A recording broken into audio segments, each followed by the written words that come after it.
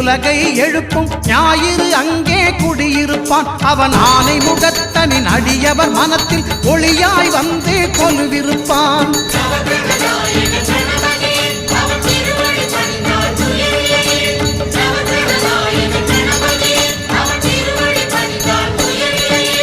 ஒன்பது கோளும் ஒன்றாய் காண